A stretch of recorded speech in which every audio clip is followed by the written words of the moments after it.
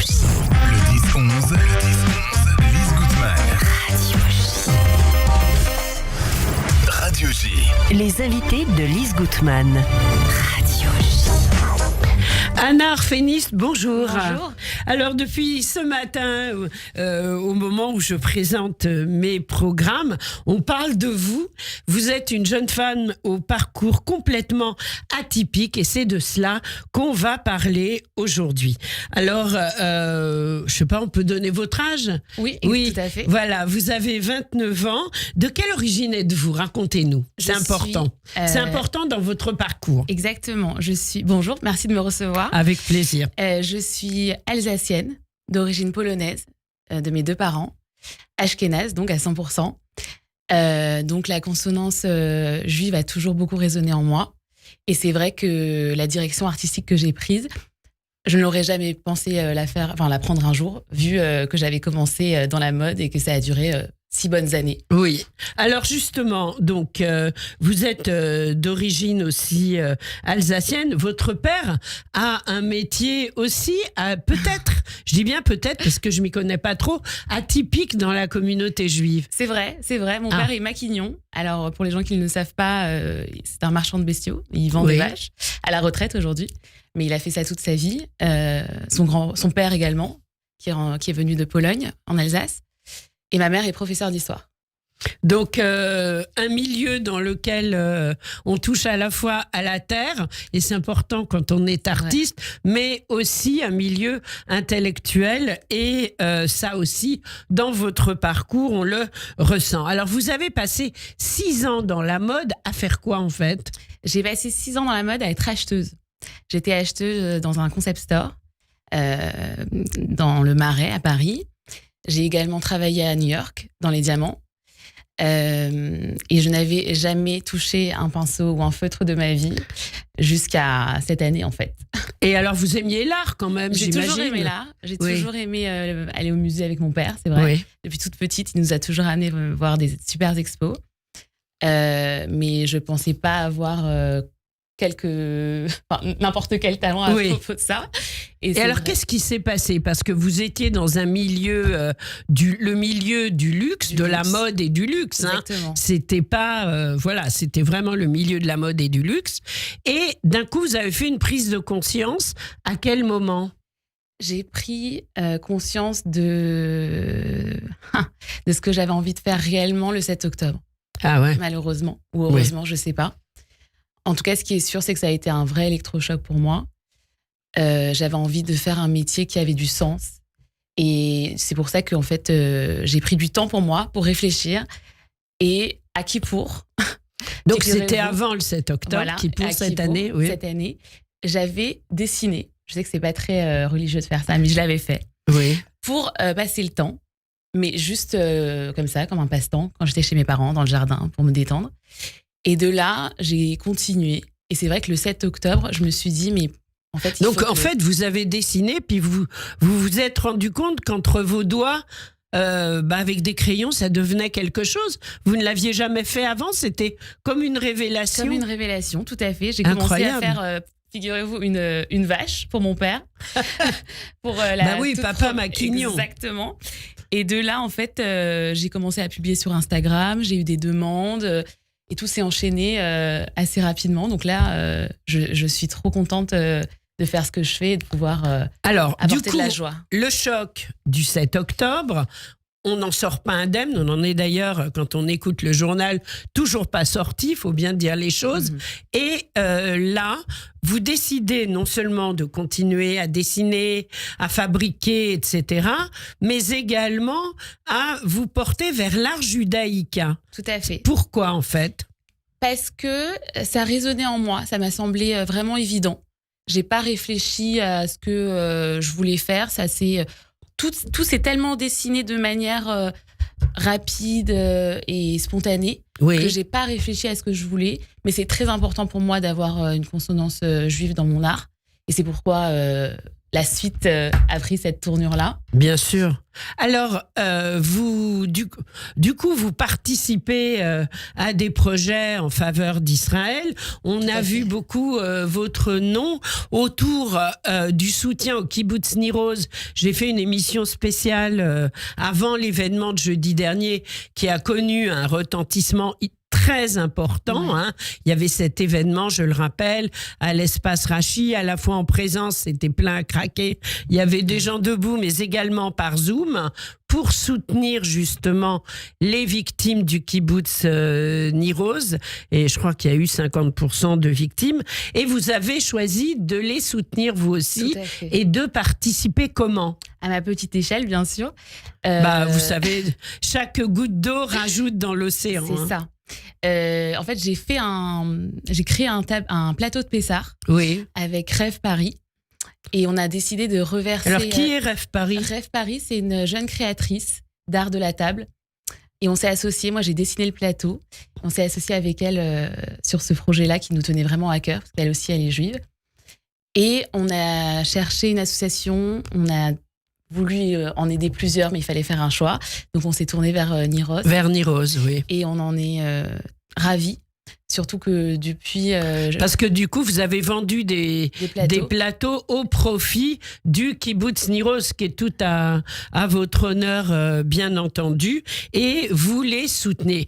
Mais pas que. Alors, ces plateaux, en fait, vous les avez conçus vraiment anarchiquement, prenant des conseils et tout. Vraiment, je me suis vraiment renseignée pour que ça soit dans les normes. Pour qu'on puisse les utiliser. Vous pourrez le voir sur mon Instagram, mais... En tout cas... Alors, justement, vous parlez de votre Instagram. Vous êtes très active sur les réseaux, comme tous les jeunes de votre génération, mais peut-être un peu plus. Et là, vous avez un pseudo. Parce que si on tape Anar féministe, on ne vous trouve pas. Non. En revanche, vous vous appelez Mola Chica, M-O-L-A, T-C-H-I-K-A, Mola Chica. Si vous tapez Mola Chica, vous qui nous écoutez, vous allez tomber sur les réseaux d'Anna. Alors, d'où ça vient ce nom ? Le chic, c'est très slave. Hein. Exactement. Ça vient réellement d'un de mes rêves. C'est-à-dire que j'avais, je pense, 16 ans ou 15 ans et je l'ai rêvé. Je l'ai rêvé et le matin, on me réveille. Vous avez rêvé de ce nom ? Oui. Ça peut paraître un peu improbable, mais c'est la réalité. Il n'y a pas un ancêtre ou une ancêtre ? Peut-être, mais je ne suis pas au courant. Mais en tout cas, je l'ai vraiment rêvé. Et depuis, ça a toujours été mon pseudo Instagram et j'ai voulu le garder pour mon nom d'artiste. Bien sûr, bien sûr. Alors, vous faites beaucoup de choses, donc on invite nos auditrices et nos auditeurs à aller sur votre réseau Mola Chica pour voir ce que vous faites. Mais vous n'avez pas fini de soutenir le kibbutz Nir Oz puisque vous avez un très très joli projet. Expliquez-nous. Oui. Alors, donc avec l'association, on a décidé de faire une fresque dans une école où en fait tous les enfants du kibbutz viendraient à Paris une semaine et une demi-journée avec moi pour pouvoir dessiner la fresque d'un mur d'une école, en l'occurrence Marianne Picard, avec tous les enfants et tous les adolescents. Et voilà, c'est un super projet. Et vous allez les faire dessiner, peindre. Exactement, sur le mur. On va choisir un mur. On a choisi un mur ensemble, d'ailleurs, hier. Et voilà, je suis super contente, très excitée à l'idée de faire ça. Mais oui, c'est magnifique. En plus, donc, vous allez coacher des enfants. C'est assez incroyable. Vous avez été animatrice quand vous étiez jeune ? Pas du tout. En plus, pas du tout. Voilà. Alors, je vais devoir apprendre peut-être quelques mots d'hébreu avant qu'ils arrivent, mais on va se débrouiller pour vous les faire passer. Exactement. Il n'y a pas de problème. De toute façon, ils parlent l'anglais très tôt, les jeunes Israéliens. Et puis, grâce à l'art, finalement, c'est une forme de dialogue. Et on y arrive toujours. Alors, vous m'avez écrit quelque chose de très beau. Vous m'avez dit que vous vouliez apporter je vous cite, du bonheur, de la lumière, de la couleur dans la vie des gens. C'est très beau comme souhait. En fait, à la fois dans la communauté et bien sûr hors communauté. Pourquoi ce souhait ? Pourquoi ce désir ?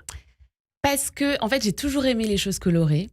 Et c'est vrai que je me suis rendu compte très rapidement que en réalisant mes œuvres, les gens souriaient en les voyant. C'était la première réaction qu'ils avaient. Et ça m'a donné envie, justement, qu'ils continuent à sourire, en regardant mes œuvres, qu'ils aient envie d'être heureux. Tout simplement parce qu'on oublie parfois que les choses les plus simples peuvent nous faire plaisir. Bien sûr. Et voilà, je trouve qu'à travers une image, on peut exprimer beaucoup de choses. Beaucoup d'émotions, et, ouais. et beaucoup de joie aussi, et beaucoup de soutien en fait, parce que vous vous affichez comme soutien. Exactement. Oui, ça c'est important Ça me tient beaucoup à cœur. de le préciser. Ouais.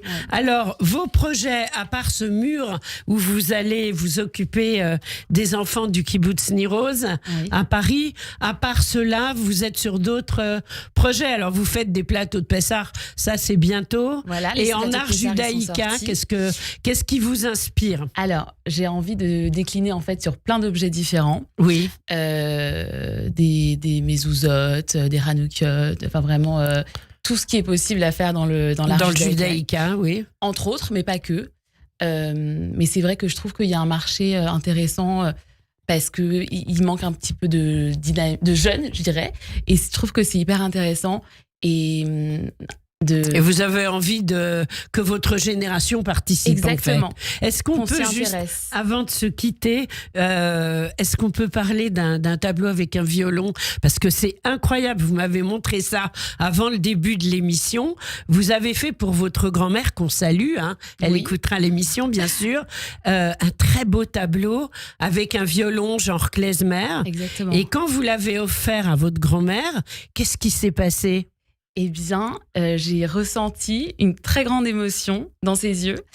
Et elle est partie dans sa chambre et elle m'a ramené un tableau similaire au mien, à vrai dire, dans les couleurs et dans la forme, parce que c'était un violon. Et il s'agissait d'un tableau que mon grand-père avait réalisé étant jeune. Et en fait, la ressemblance est assez flagrante. Et alors, votre grand-père, il voulait être dans l'art. Il n'a pas pu. Vous le saviez, ça? Je ne savais pas. Vous l'avez appris Je à l'ai cette appris occasion, exactement, il y a 2 mois. Exactement.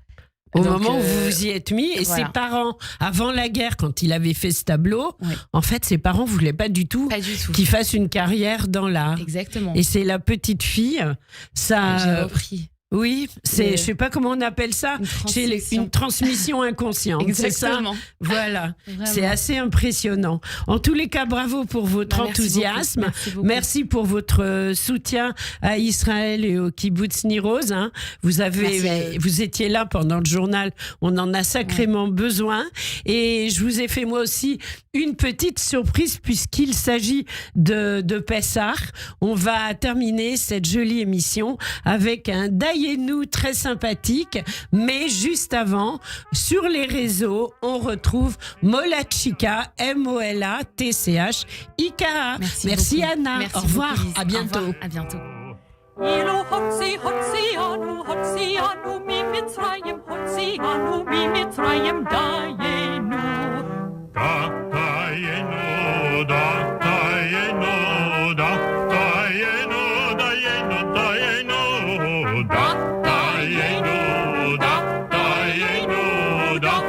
דיינו, דיינו, דיינו. Radio J. Votre programme revient dans moins d'1 minute.